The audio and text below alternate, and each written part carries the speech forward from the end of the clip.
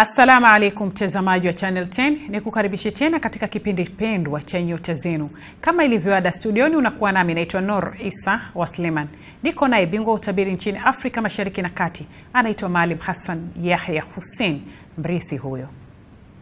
Kwa kuanza unapata utabiri wako wa wiki. Kama kidole chako chochote unachokitaka wewe, ikiwa kidole kidogo, ikiwa kidole cha pete, lakini kama kidole cha kati, kama kidole cha shahada ama kidole gumba, kabata hapo, alafu bingwa utabiri nchini Afrika Mashariki na Kati, Maalim Hassan Yahya Hussein atakujuza wiki yako iko vipi. Karibu sana Maalim. Kwanza kabisa nianze kwa kuwatakia mfungo mwema wa mwezi huu mtukufu wa Ramadhani, na tuendelee na masuala yetu kama kawaida.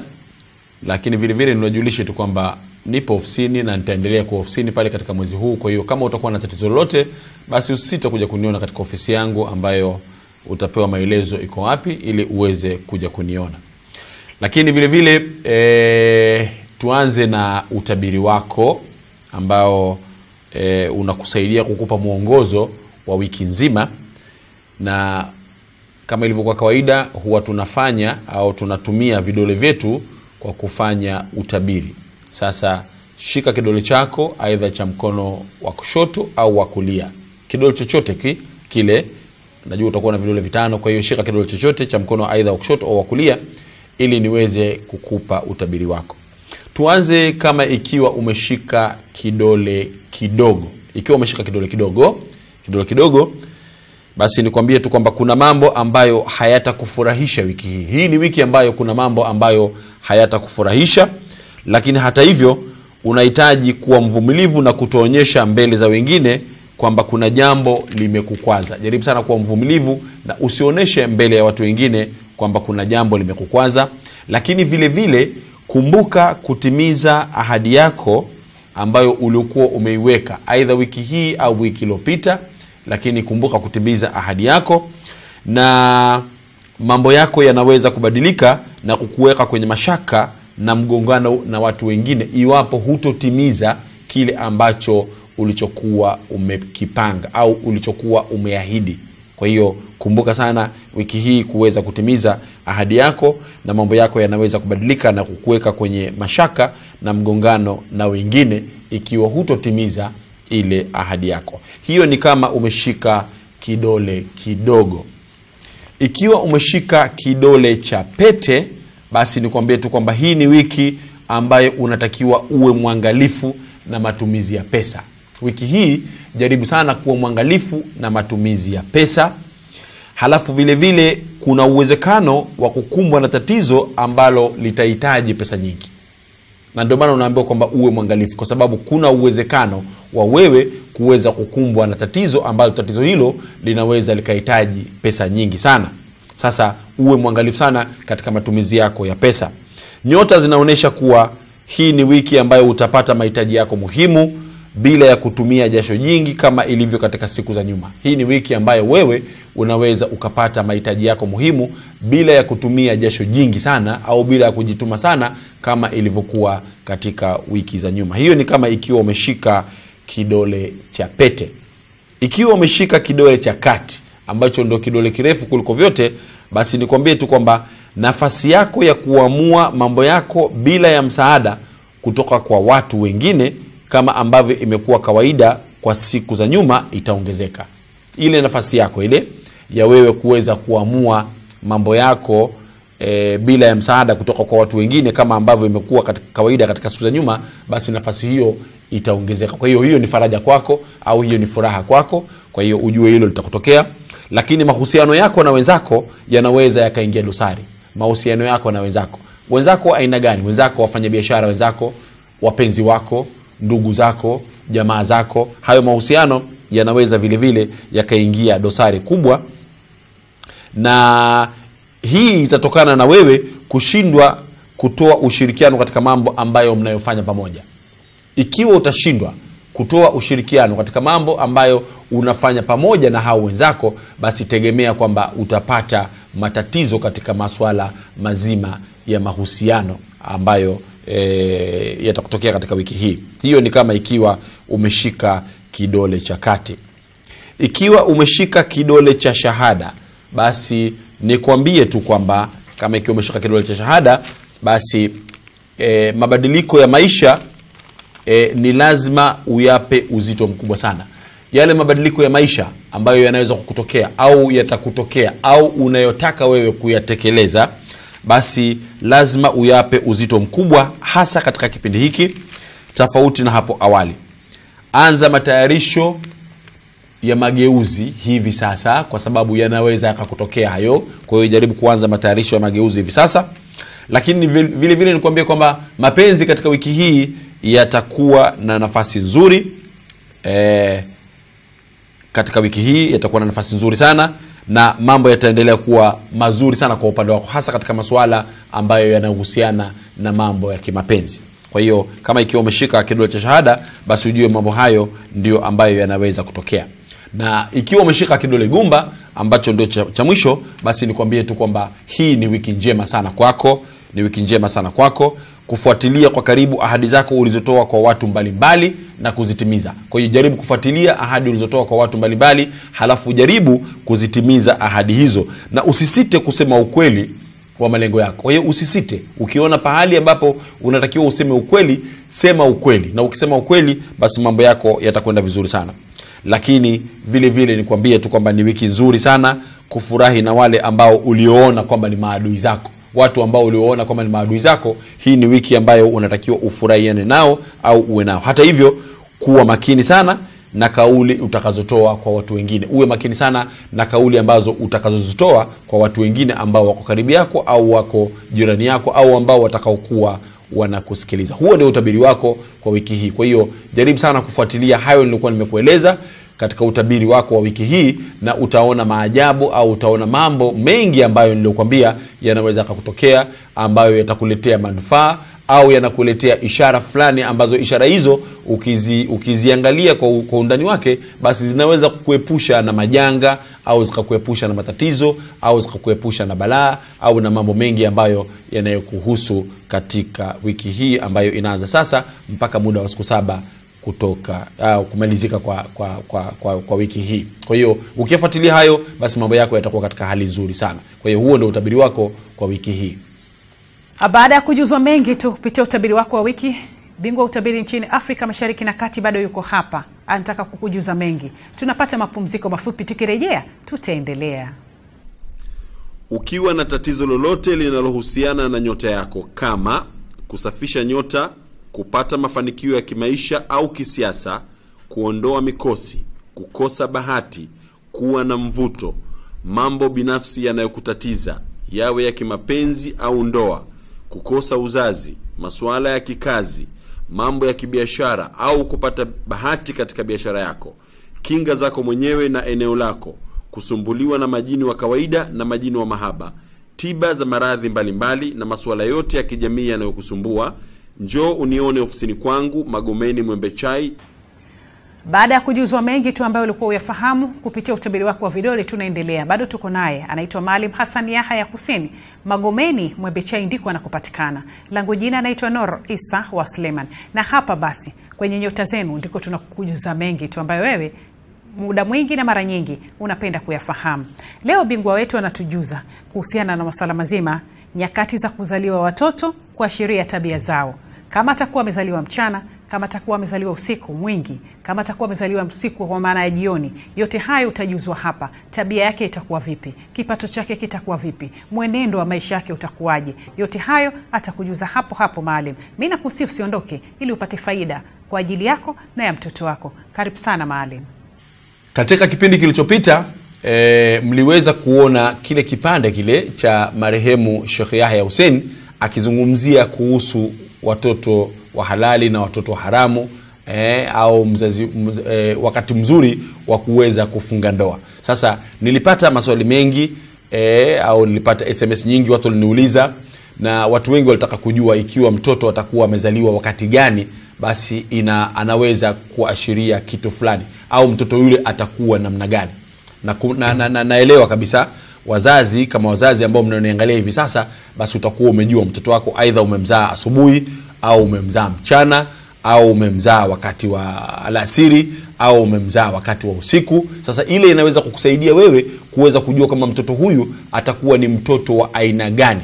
Sasa kipindi hiki nimeona kwamba niwaletee elimu hii ya kinyota ya kuweza kukufahamisha kwamba mtoto akizaliwa wakati gani anakuwa ni mtoto wa aina gani. Tuanze na watoto waliozaliwa alfajiri. Mtoto akizaliwa alfajiri kubwa kuanzia saa 9, saa 10, saa 11, yote ni alfajiri ile. Kwa hiyo mtoto akiwa amezaliwa wakati huo, basi nikwambie tu kwamba kinyota atafanikiwa sana maishani mwake. Ni mtoto ambaye atafanikiwa maishani mwake. Kama atakuwa na mitihani, basi atafuzu mitihani na atakuwa na mambo makubwa, na ni mtoto ambaye atakuwa ana pesa nyingi sana. Kwa hiyo wale kina mama ambao mmewazaa watoto wakati huo wa alfajiri, mjue tu kwamba watoto wenu hao, awe wa kiume au wa kike, basi atafanikiwa sana katika maisha yake na atafuzu mitihani. Na mitihani iko mingi katika dunia. Kuna mitihani ya kila aina. Kwa hiyo mitihani ile itakayokuwa ina mkumba ya kidunia, basi itamfanya kwamba atafuzu hiyo mitihani na atakuwa na mambo makubwa na atakuwa na pesa nyingi. Kwa hiyo mtoto akizaliwa alfajiri, basi atakuwa katika hali hiyo. Mtoto akizaliwa jua linapochomoza. Jua linapochomoza ni pale kwenye saa 12 pale 12 kasorobo, wakati jua linatoka mashariki linakwenda magharibi. Unaliona kabisa kwamba jua linachomoza. Kwa hiyo mtoto akizaliwa wakati huo, basi atakuwa muhitaji wa mambo yake. Ni mtu ambaye atakuwa anahitajia sana mambo yake, kwa maana ya kwamba mara kwa mara atakuwa lazima apate msaada katika maisha yake, apate msaada wa mambo fulani ili aweze kujiendeleza. Kwa hiyo kama iko unajua mtoto wako amezaliwa wakati huo, basi anatakiwa kinyota awe anashirikiana na mtu mwingine katika kuweka mambo yake yakae sawa. Akiwa kivyake hawezi kufanikiwa. Kwa hiyo nikisema muhitaji, kwa maana kwamba atakuwa ni mtu ambaye anahitaji mambo, kwa hiyo anatakiwa ashirikiane. Halafu vile atakuwa ni mtu omba. Na nikisema omba sio kwa maana kwamba anakaa barabarani na bakuli anaomba, hapana. Yeye lazima akitaka jambo lake, basi amshirikishe mtu mwingine, amfuate, amsaidie au apate ushauri. Apende sana kupata ushauri. Kwa maana ya kwamba mambo yake mengi yanakuwa hayapatikani kwa urahisi mpaka apitie kwa mtu au amuombe mtu au ashirikiane na mtu. Kwa hiyo kama ikiwa mtoto wako amezaliwa wakati jua linachomoza, basi au kama wewe ndio umezaliwa, unajua mama yako amekwambia kwamba umezaliwa wakati huo, basi ujue tu kwamba ukiwa wewe ndio umezaliwa wakati jua linachomoza, basi jaribu sana kushirikiana na watu katika kupata mambo. Tafuta ushauri, tafuta nasaha kutoka watu, jaribu sana kutumia busara, na jaribu sana hata kama una shughuli zako za kibiashara, basi uwe na mwenzio na utaweza kupata mafanikio ambayo yanayohitajika. Hiyo ni kama mtoto amezaliwa wakati jua linapochomoza. Mtoto akizaliwa wakati wa dhuha. Dhuha ni kipindi kati ya saa 1 mpaka saa 4. Saa 1 asubuhi mpaka saa 4.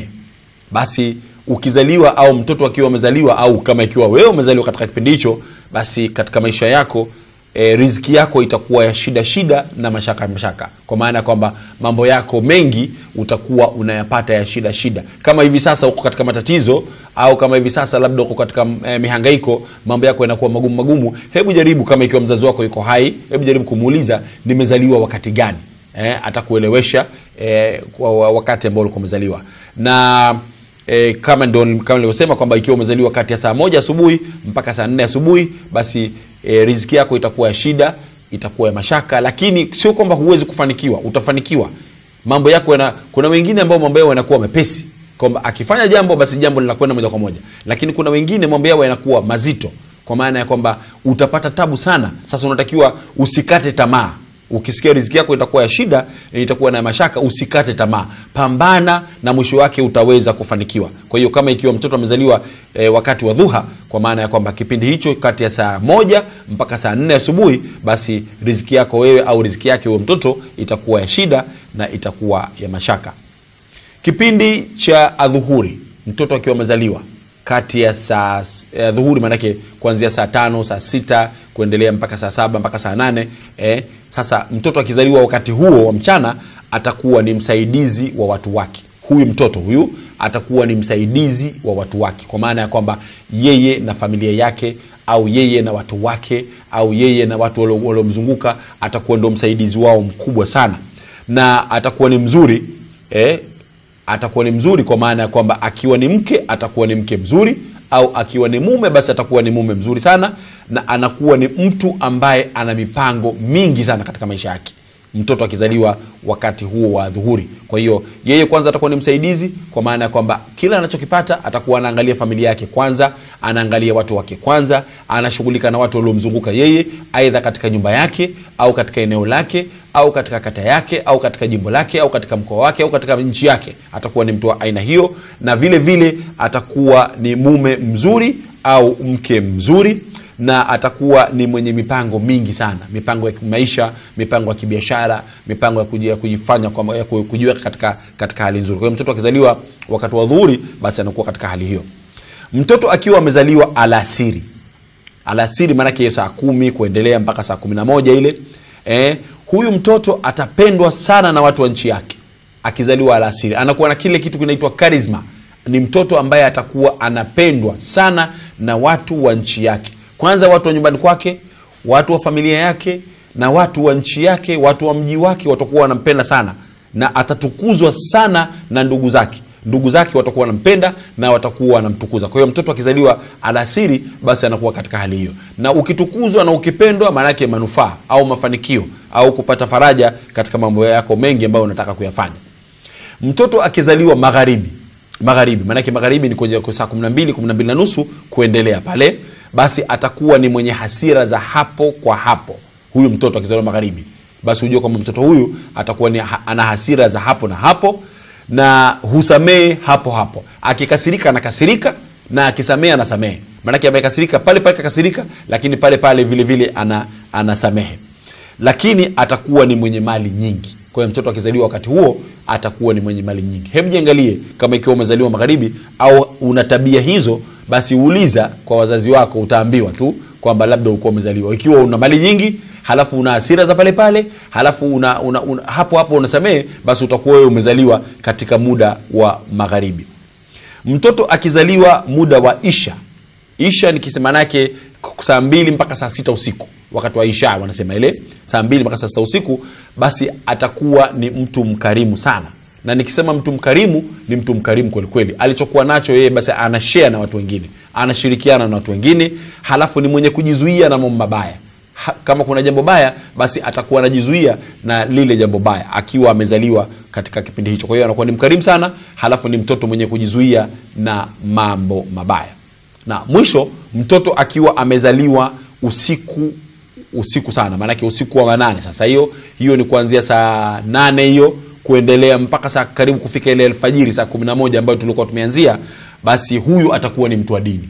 Akiwa ni Muislamu basi atakuwa Muislamu mzuri sana, akiwa ni Mkristo atakuwa ni Mkristo mzuri sana, anaweza kuwa shekhe, anaweza kuwa padri, anaweza kuwa askofu, anaweza kuwa mchungaji, na akikuombea dua huyu mtoto aliyozaliwa kipindi hicho, basi dua yake huwa inakubaliwa. Na mara nyingi watoto wanaozaliwa muda huu, kama nilivyosema, wanakuwa mashehe au wanakuwa mapadri au wanakuwa ni watu ambao wanashughulika sana na masuala ya kiimani au mambo ya kidini. Hao waliozaliwa kuanzia saa 8 usiku mpaka saa 11 alfajiri. Kwa hiyo wanakuwa katika hali hiyo. Sasa kutokana na haya, basi utakuwa umeweza kuelewa aidha wewe mwenyewe au mtoto wako amezaliwa wakati gani, na utaweza kujua katika kipindi kile ambacho mtoto wako amezaliwa, je, mtoto wangu atakuwa ni mtoto aina gani? Maana ni njia nyepesi za kinyota za kuweza wewe kuweza kumjua mtoto wako atakuwa ni mtu aina gani. Na ukishajua hivyo, basi inaweza ikakusaidia wewe kuweza kumpeleka kule ambapo atakapokuwa. Kwa mfano kama nimesema, unajua kama mtoto wako huyu amezaliwa katika huo muda wa saa 8 mpaka saa 11, atakuwa ni mtu wa dini. Na ukimwona anapenda kwenda kanisani, anapenda kwenda msikitini, basi usimkataze, muhamasishe, kwa sababu ndio njia yake na riziki yake itapatikana katika njia hiyo au katika sehemu hiyo. Kwa hiyo muhamasishe. Ukisikia mtoto kama kazaliwa muda fulani atakuwa na mali, basi na ukimwona anapenda sana kufanya mambo ya biashara, basi muhamasishe katika masuala ya kibiashara, na utaona mambo yake yanakwenda vizuri sana. Na ukiambiwa kama mtu huwa na hasira, basi angalia msiwe mnamuudhi, kwa sababu anaweza kuudhika pale pale au akasamee. Na mambo hayo yanaanza kumtokea akiwa bado mdogo kabisa. Akiwa bado mdogo utaanza kuona ishara hizo. Kwa hiyo elimu hii itakusaidia sana wewe mzazi au wewe ambaye unaniangalia hivi sasa kujua kwamba kama ikiwa umezaliwa wakati fulani, basi maisha yako yatakuwa katika njia fulani. Kwa basi tumerejea basi. Ataunganisha kile kipande. Tumerejea tena, niko na bingwa utabiri nchini Afrika Mashariki na Kati, Maalim Hassan Yahya Hussein, anakujuza ya kwake. Kwa hiyo utakata pale, utaweka ile. Na imani utakuwa umesikia mengi tu kuhusiana na tabia katika masuala lazima ya nyota na wakati vile vile. Wakati gani utakuwa vipi, mtoto atakuaje, wakati huu mtoto anakuwa vipi, wakati ule mtoto atakuaje. Yote hayo ni faida kwako. Tunapata mapumziko mafupi, tukirejea tutaendelea. Assalamu alaikum. Nasema na wewe, ndio wewe unayenitazama. Unataka kujua siri ya mafanikio? Tazama.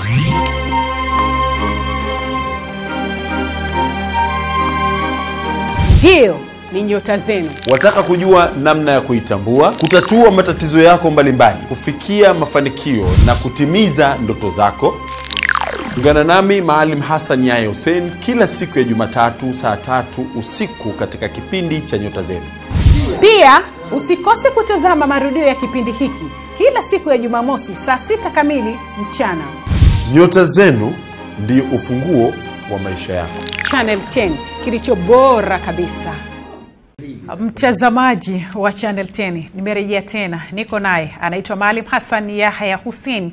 Magomeni, Mwembechai ndiko anakopatikana. Anafanya mambo mengi sana kuhusiana na usalama zima ya utabiri. Nenda pale kwake, nenda kasikie mwenyewe, nenda kajionee nini kinajiri kwako, wewe na familia yako, wewe na jirani yako, wewe na rafiki yako, atawajuza mengi. Lakini nchini kwetu jamani, na maanisha Tanzania na kuzungumzia, tuliko mimi pamoja na wewe mtazamaji unanitazama, kila mmoja ana sintofahamu kichwani kwake. Nani atachukua kijiti pale tarehe 25 mwezi wa 10 katika masuala mazima ya urais? Kila mmoja anataka kumfahamu, lakini utamfahamu vipi basi? Bingwa utabiri nchini Afrika Mashariki na Kati, Maalim Hassan Yahya Hussein, leo anatupa utabiri jinsi ya kumtambua ama kumfahamu rais ajaye. Karibu sana Maalim, upate kutujuza. Katika kipindi kilichopita niliwaahidi kwamba nitazungumzia kuhusu masuala ya uchaguzi wa mwaka 2015. Najua na wengi wenu mmekaa hivi sasa basi mko makini katika kuangalia. Kwanza kuna jambo moja ambalo limejitokeza katika uchaguzi huu. Tumepata orodha ya majina au watu waliotiania, walioomba kugombea nafasi hiyo wengi sana kuliko miaka yote ambayo ilikuwa imetokea.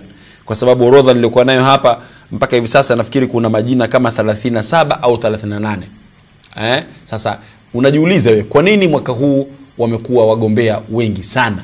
Kwa nini mwaka huu wamekuwa wagombea wengi sana?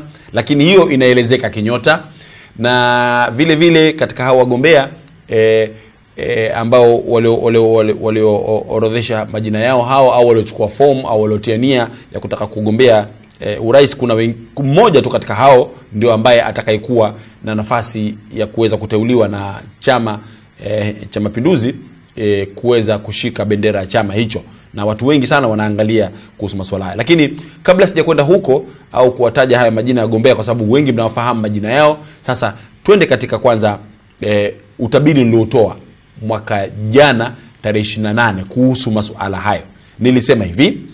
Nilisema kwamba mwaka huu umeanzia siku ya Alhamisi, na Alhamisi inatolewa sayari moja, Jupiter. Sayari hiyo ina nyota mbili, ambayo nyota hizo mbili, nyota moja ni mshale, alafu nyota ambayo asili yake ni moto, na nyota ya pili ni samaki ambayo asili yake ni maji. Kwanza hilo uelewe kwamba mwaka huu umeanzia siku ya Alhamisi, na Alhamisi inatawaliwa na sayari ya Jupiter au Mushtara. Mushtara unakuwa na miezi mingi. Ili Jupiter ukiangalia sayari yenyewe utaiona mzunguko wake, ile sayari inakuwa imezungukwa na miezi mingi sana, kwa maana ya kwamba wingi wa watu au wingi wa mambo au wingi wa shughuli kufanyika, ile sayari yenyewe ilivyo, ile Jupiter yenyewe ilivyo. Halafu hiyo sasa ina nyota zake mbili. Hizi nyota mbili hizi ni mshale ambayo wanasema ni Sagittarius ambayo asili yake ni moto, halafu na nyota ya samaki asili yake ni maji. Sasa utaona hapo, kwa maana kwamba ile sayari yenyewe imezungukwa na miezi mingi.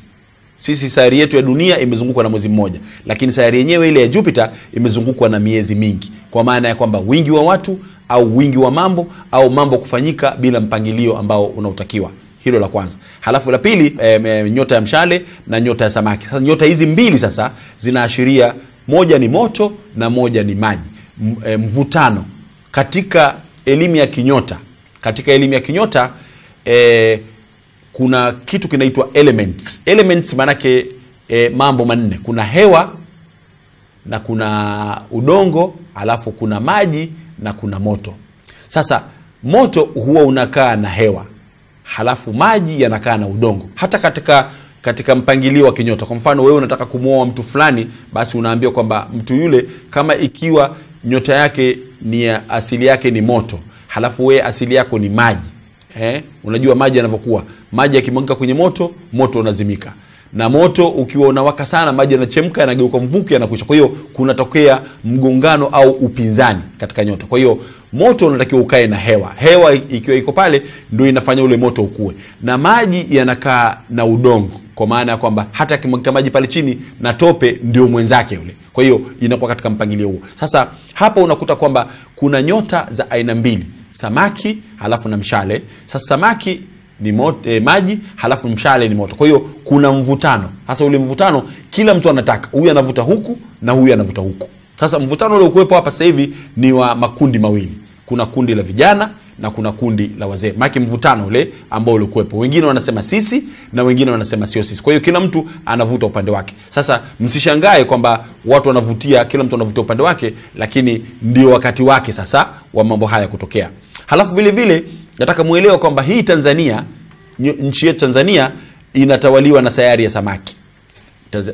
Samaki. Kwa hiyo basi inahusika moja kwa moja na mabadiliko ya kinyota kutokana na mambo haya. Nilizungumza haya. Na kwa kawaida mshale huenda kwa kasi angani. Ukipiga mshale ule unatembea kwa kasi angani, na unapotua upande wa pili basi huweza kusababisha madhara na mabadiliko.